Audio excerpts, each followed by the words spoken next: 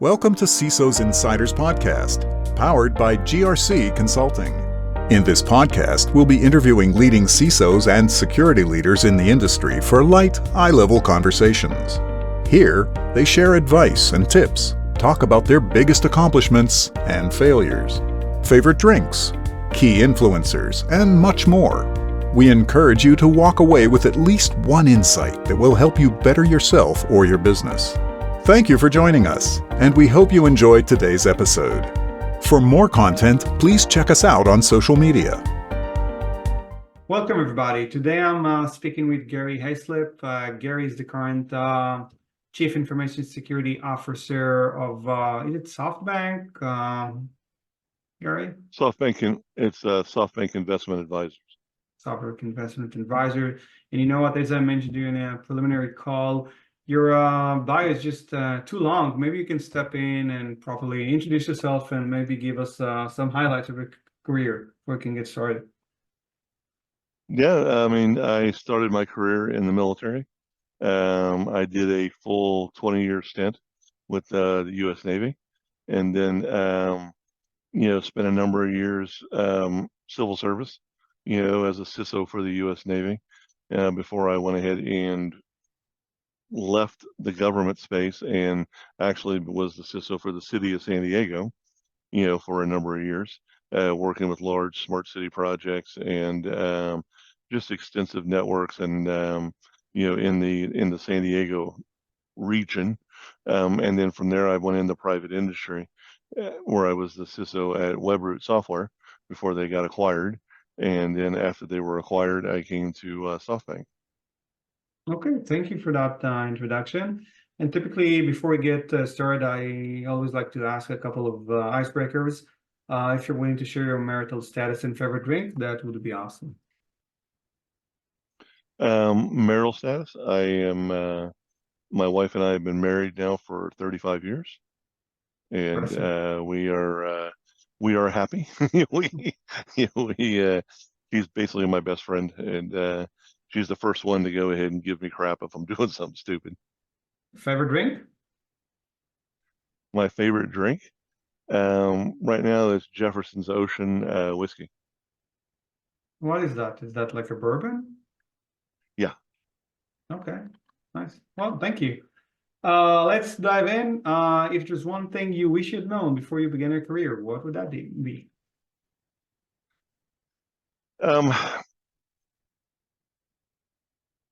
I think one of the things that I probably would have liked to have known before I really started my career was when I was younger, I hated math, and when you start going into a tech career and you're going to be having to learn working with electronics and working with computers, and you're going to be learning programming languages and stuff, knowing math comes in handy. Not only sometimes you're not doing math, but your mind is configured, to be able to go ahead and kind of work in that space. And as an engineer, I should have been a lot more involved with it at an earlier age instead of playing catch up. Well, that's the first time I'm hearing that answer, so thank you. And maybe this is something I can go with and talk to my son about. He doesn't like math too much, but to be honest, I hated math as well growing up. So yeah, I do understand the importance of it, especially if you're looking into moving into the engineering world or software development. Out of all your we're looking back at your career, was a long and fruitful one. I'm assuming. Can you pinpoint like a single failure that you had where it really made an impact, and what were the lessons learned from it? I think one of the biggest failures I had was I was working with had this great idea about a project that my team and I had spent months putting together, and at the city of San Diego, and I was all into the fact that, the technology was sound and we all were smart and we knew what we were doing, and that the users just needed to understand that we had to go ahead and do this. And of course, it fell flat on its face. And that's really when I ran into the fact that, you know, technology doesn't always drive the day, business culture does. And that was the first time where I really got to understand the impact of, these users weren't users, they were actually customers. And, I really needed to understand the business a lot more and the use cases of why we were going to go ahead and do this process. And I needed to understand that, the culture that I was operating in was extremely close knit, where people had been there for years, and they really pushed back when there was major changes to processes that they had been doing for a long time. That understanding of culture helped me better moving forward when I was dealing with projects, to make sure that we communicated changes that were coming down, that we did not kind of operate in a box and at the last minute, surprise, security is going to do this. Instead, we would go ahead and pull people in from other departments and have them help us test stuff. And we were very open about what changes we were doing and what projects we were doing.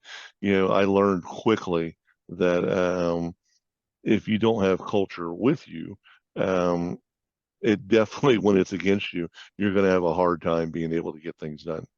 And it was one of the hardest things I had to learn real quickly, that, technology doesn't really rule the day. But eventually, that specific project, did that came about to be, or was that like 6 months later? Yeah, okay. I mean, it's 6 months of doing homework that I should have done beforehand. And and it was kind of embarrassing, but I learned a lot from it. Okay, thank you. Appreciate the insight. And what would you peg as your biggest accomplishment, if there was one in particular? I mean, honestly, I think my biggest accomplishments really they're all focused around the same thing, and it's seeing former employees, former team members of mine, who've gone ahead and moved on, and they are in, security leadership roles. That they've actually moved up in their careers, that they were following along the path that they were on, and just knowing that I helped mentor them and help them along their way, and just seeing that they're doing well. And what looking at the industry right now, I know there's a lot of talk about a lot of talent missing, and we have a shortage of talent and all that. But on the other hand, there are a lot of people wanting to get a foothold in the industry, and sometimes are not sure on how to get started. What would your advice to these newcomers be at this point? I mean, some of the things that I would advise them, is that, one, you're going to have a lot of patience, especially if you're going into cyber. Cyber isn't something that's just made entry level. Cyber is something that you get into after you've been in tech for a while, whether you've been in software development, or whether you were in cybersecurity, or whether you were in, on the network side or the help desk side, or in governance doing audit, or you were over in software development. Typically, you're already involved in technology, and then you move into security. It isn't something that you just come right off the street with no knowledge of and then join. Cybersecurity is not that way. It's just, it sucks, from a community standpoint, because a lot of people, want it to be that way. I hear people screaming about it all the time. So what I recommend for them, for people that ask about this, and I get asked about it quite a lot, is that, one, you're going to need patience, because it's going to take you some time. You're going to have to definitely do some planning, do some mind mapping per se, and put together a path of how you're going to get there. So you're going to need some patience. You're going to need some tenacity, because you're going to get knocked down a couple times. There's going to be times when you're just not going to get that role. You're just not going to get what you want, but you're just going to have to keep trying and keep trying until you get in. What I've recommended for people that were interested in it is, hey, one of the first roles you're probably going to be is a security analyst. All right, well, get one of these security analyst job descriptions and read the back of it where it says you have to have experience in this, and you have to have these certs and this education and this experience, and then compare it to what you have and what do you have missing. What's missing is a shopping list for you of things that you need to go do. Mm-hmm. And But that, you need to yeah. understand, is some of that certs that you need to earn, is some of that experience that you're like, okay, well, where am I going to get this experience from? Am I going to get it from working at a junior college? Am I going to get it from, like for me, I got a lot of it working with nonprofits, who and I really wasn't worried about them paying me a lot, but I was happy to manage their small business servers for them and to manage, their wireless networks for them and stuff like that, because I got the experience.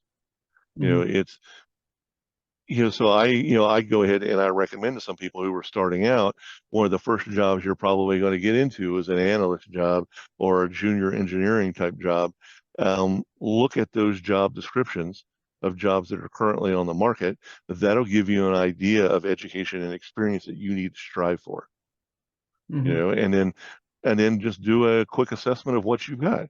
All right, I've got this, but I'm missing these other things here.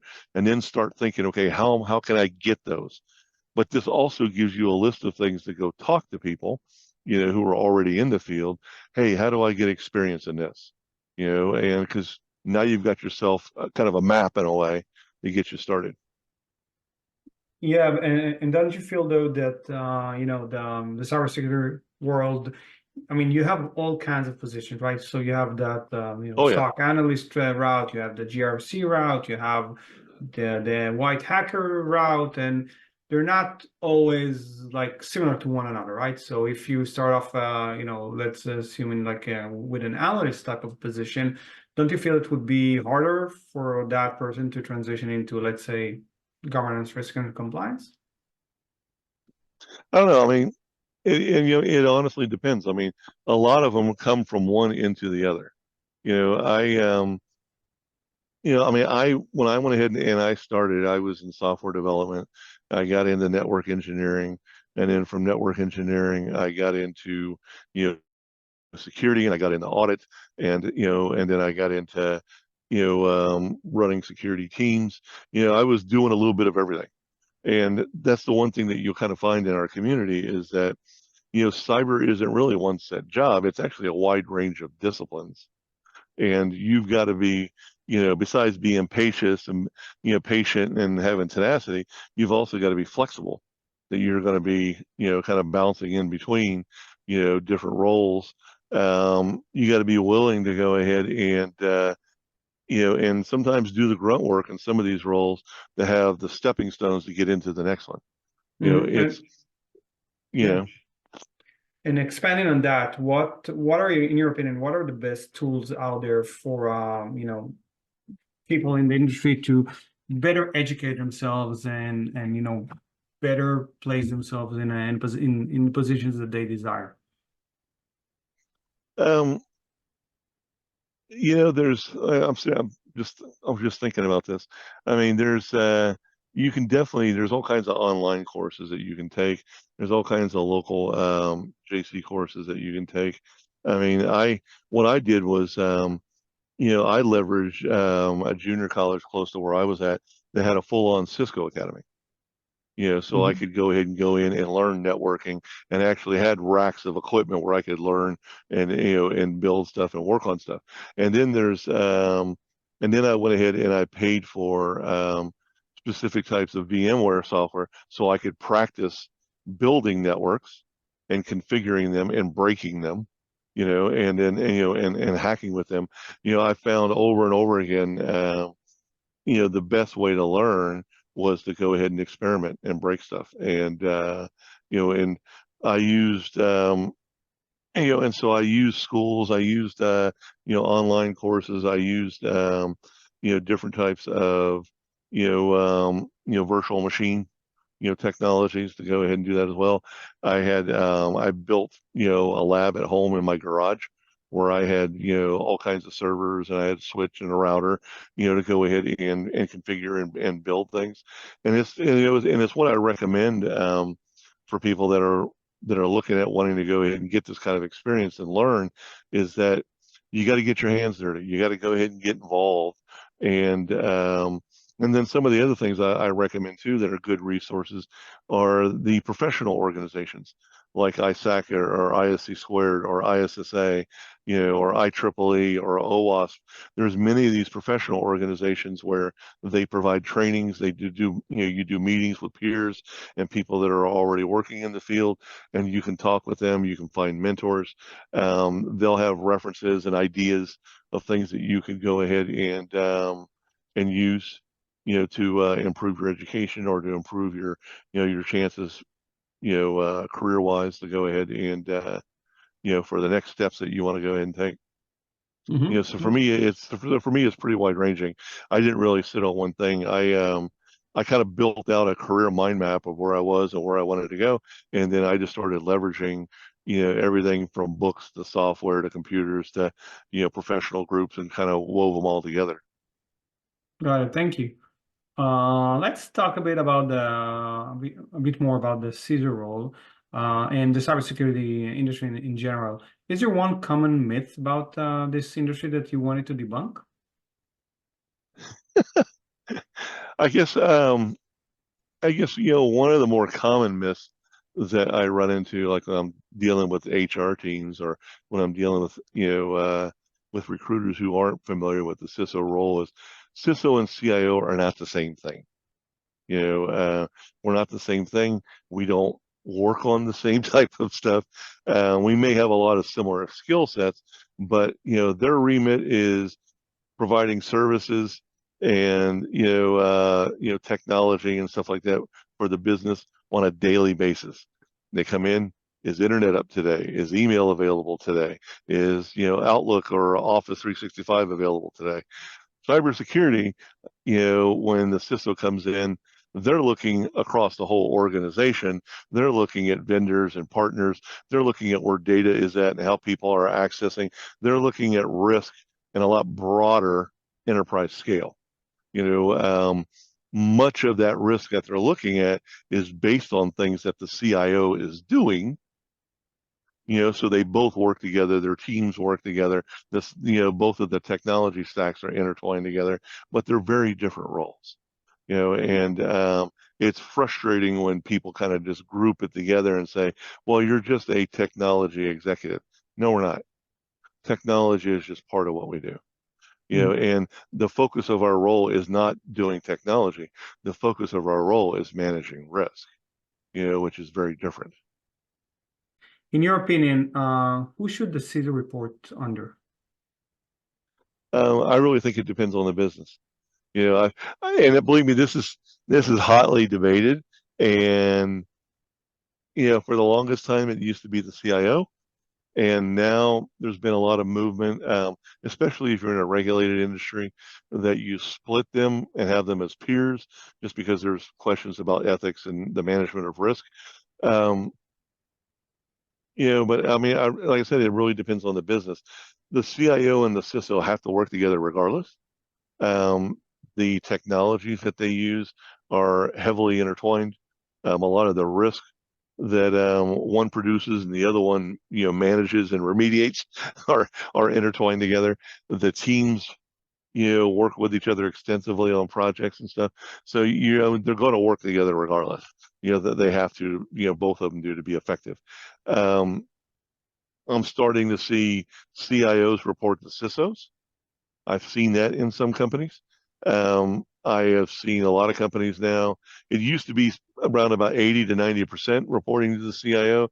Now I think it's around about 60%.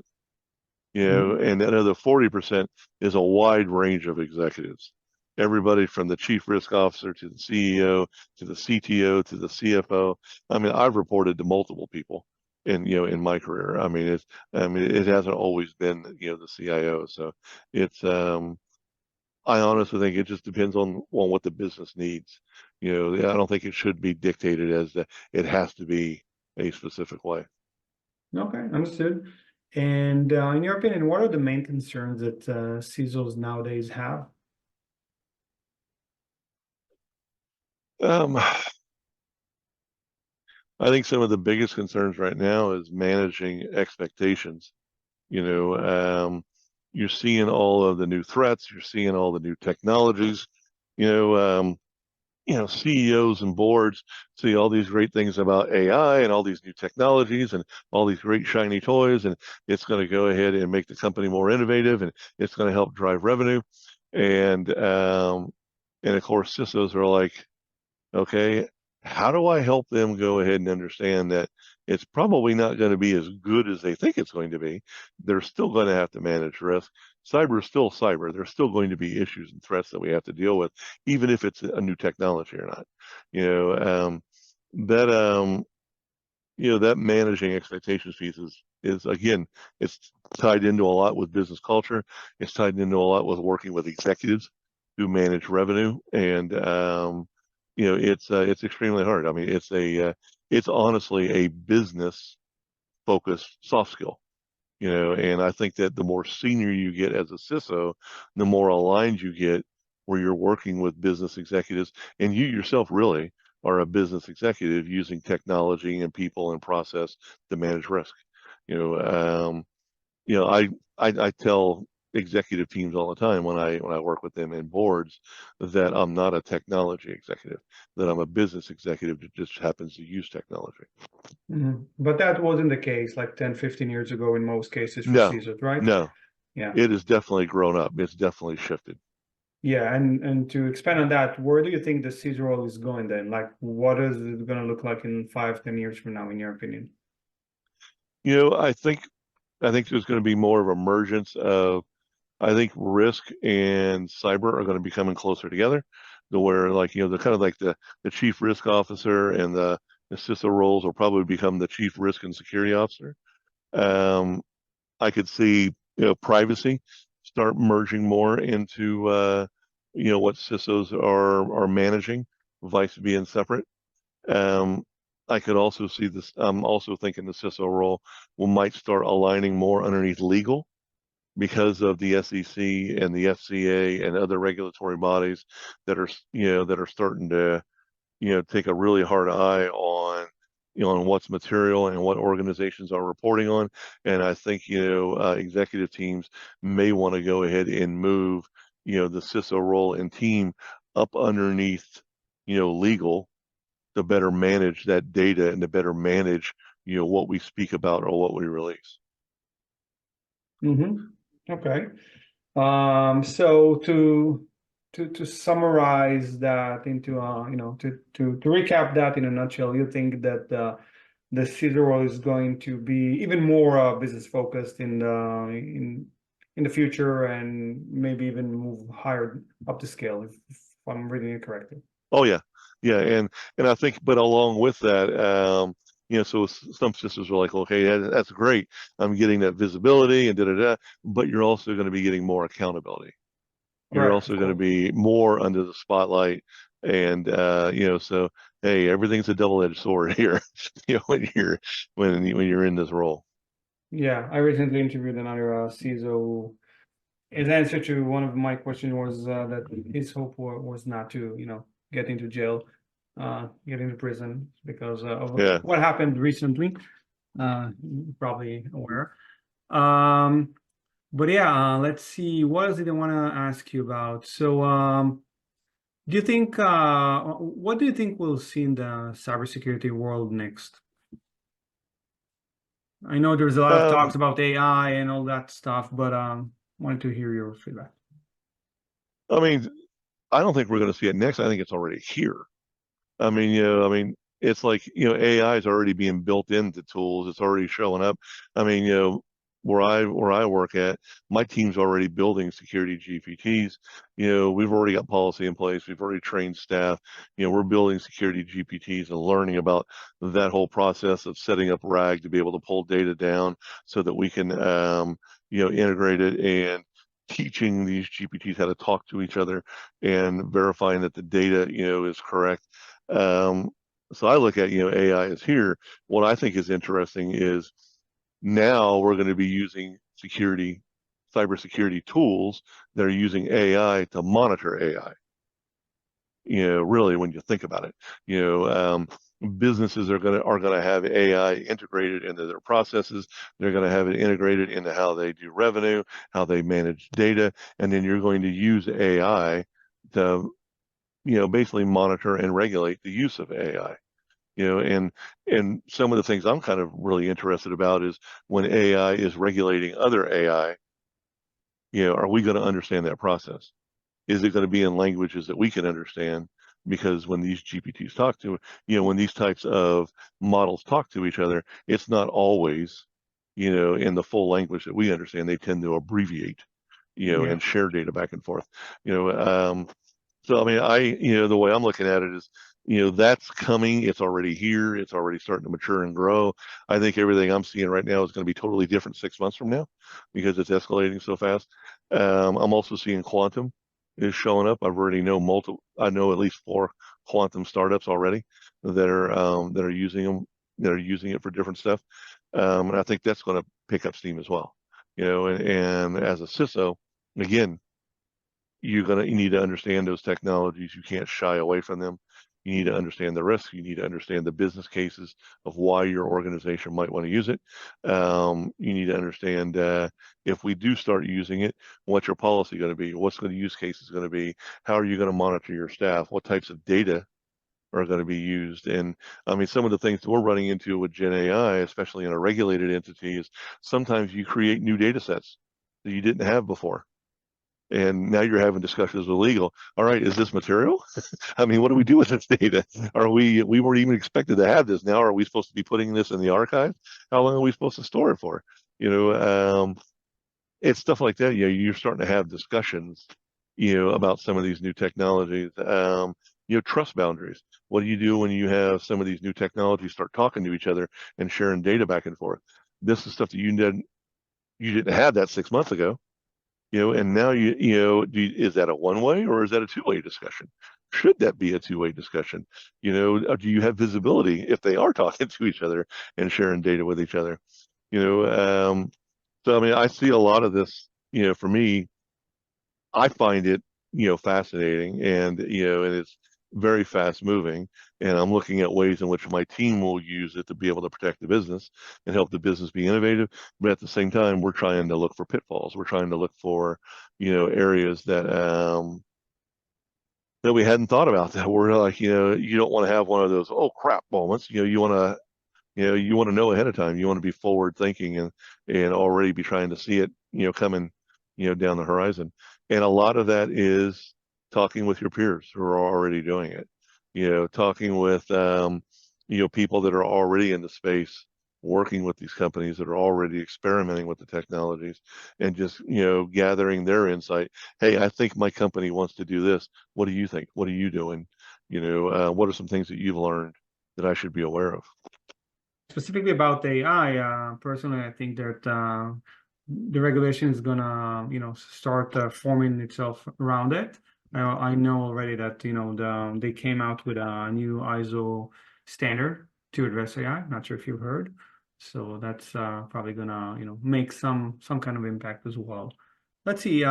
If I'm a vendor, what would be my best approach, before trying to connect with you?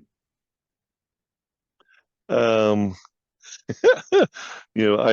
I actually wrote an article called the CISO Manifesto that I put up on LinkedIn about what vendors should not do.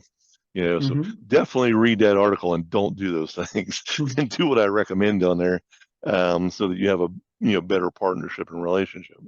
Um, Most of the time, vendors, if you're going to reach out to me, a lot of times it's those that reach out to me for specific things, it's because they've either met me at an event or they are talking with somebody, a peer of mine or somebody that I know, and they will, have one of them reach out to me. Just direct cold calling me, I'll just block you and hang up with you. I don't have time for it. And typically, if I want something or if I'm looking for something in a specific technology or something like that, I'll reach out to you if I need it. I don't really deal with cold calls that much at all.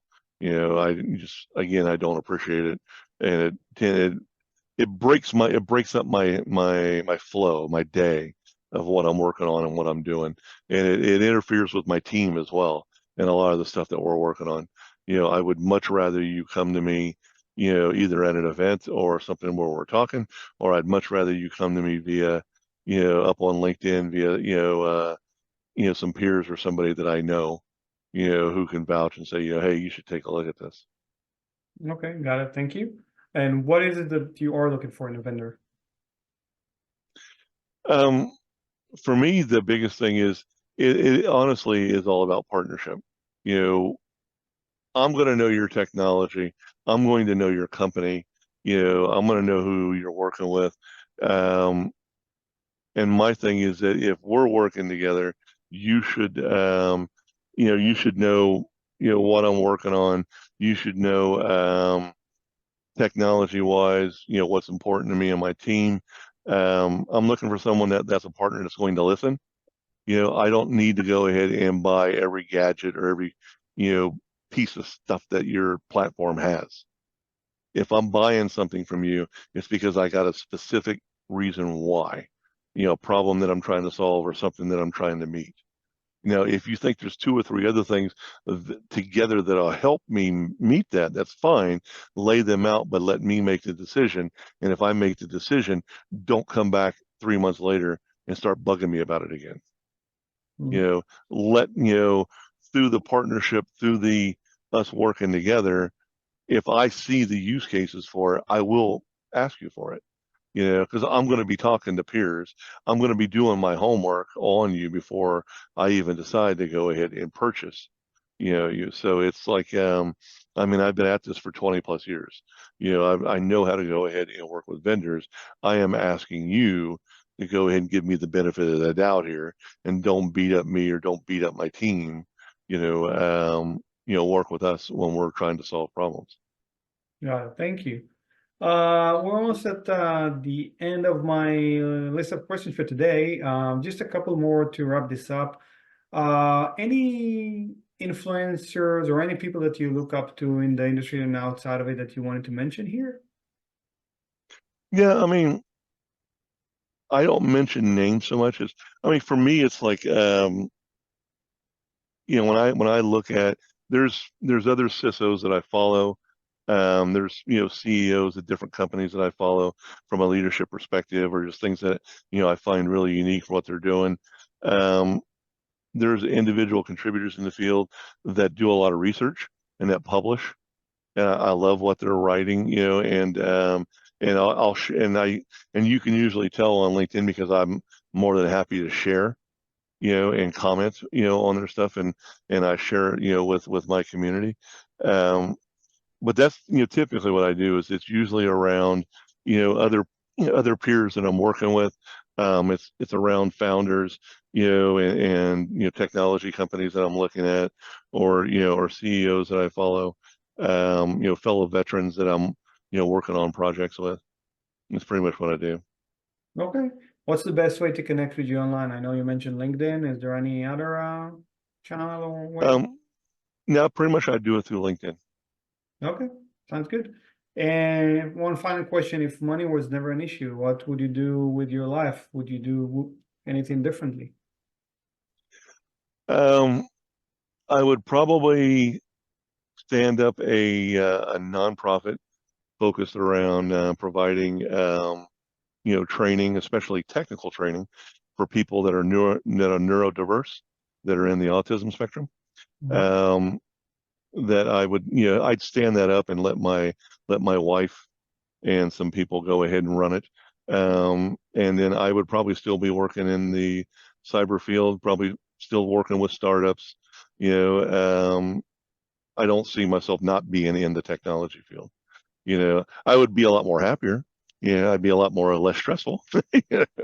But I know I'd still be working in the field, and I definitely would want to, do that nonprofit to help, with those that are, neurodiverse, that are working within my community. Okay, thank you for that as well. And we're about, done here. Any final thoughts? Anything that you wanted to, any summarizing notes? No, I mean, I appreciate the questions you've asked. I mean, much of what you're talking about, I've written about. I mean, the books that I've published and everything on Amazon, they're about these particular things, and my co-authors and I put these together. And again, it's helping people not only understand how to be a CISO and building teams and working with peers, but it's just working in the tech industry in general. It's not, for the faint of heart. It takes a lot of hard work. It's especially if you're working in cybersecurity, the biggest thing I like to remind people is that it's extremely stressful because the job's continuous. It doesn't stop when you go home in the evening, because, you have breaches, you have incidents at all time of the day and night, so it's just one of those things that, for all of us that are working, in the industry that come in every day, and fight the fight, and we enjoy doing it, good on you. And for those of you that are looking at coming to, join us, that are coming into our community, don't be, don't be daunted by, you're like, holy crap, there's just so much to do. Break it down, break it down into small pieces, focus on one at a time, get involved with one of these professional groups, get yourself a mentor, somebody to talk to, so you can kind of see how to get started. And it's just doing that. I mean, taking these small steps and getting started, getting involved in the community, you will slowly get into it, and before you know it, you're in, and and you got yourself a job, and you're going to DEF CON, or you're going to B-sides, and you're here. Maybe for the benefit of our listeners, maybe you can mention, the books that you've written, maybe their names that we could tag them. Oh, yeah. The CISO Desk Reference Guide, Volume 1 and Volume 2, they're actually made to be as a set. I wrote those with Bill Bonney and Matt Stamper, and they're really designed to walk anybody that's a security team leader, you're moving towards being a security manager or being a CISO or anything like that. These books walk you through everything from reporting to a board, to building an incident response team, to putting together your first policies, getting cyber insurance. They're really designed to help you, as a security team leader, as a security executive, really. There's also the executive primer. That was actually written for, that's actually written for boards, and it's actually written for the CEO and the CFO, and it helps them see what the CISO does and what security teams do. It helps them see from their point of view what they need to know for working with us and working with our teams and doing stuff with us. And then the last two books, one of them is written on getting a career in cyber. And we walk you, and in that with my co-authors, we walk you through the process of writing your first resume and working with a recruiter and doing a job search. But it's beginning your career in cybersecurity. And then I wrote a book called The Essentials of Cybersecurity for SMBs. And that's really for small and medium-sized businesses where you're just starting your first security team. And I walk you through the process of the first policies that you should look at, the first security controls that you need to focus on, negotiating for budget, how to explain cyber to the CEO, who may not know that it's important because, they're so busy just trying to grow the company. So that book was written for, the companies that are roughly between 50 to employees to 300 employees, and that range there, when you start seeing security teams show up, and they start growing within an organization. That book is a good book to go ahead and, and help people that are new start growing security in a small business like that. Well, so, I mean, those, so it's just those 5, and then and then I'm actually helping write several more right now. Well, sounds like you're pretty busy. I'm getting tired just thinking about that, writing 5 books. So good for you. Impressive. Thank you again, Gary, for taking the time today. And it was a pleasure talking to you, and we'll meet up next. Oh, definitely. Thank you very much.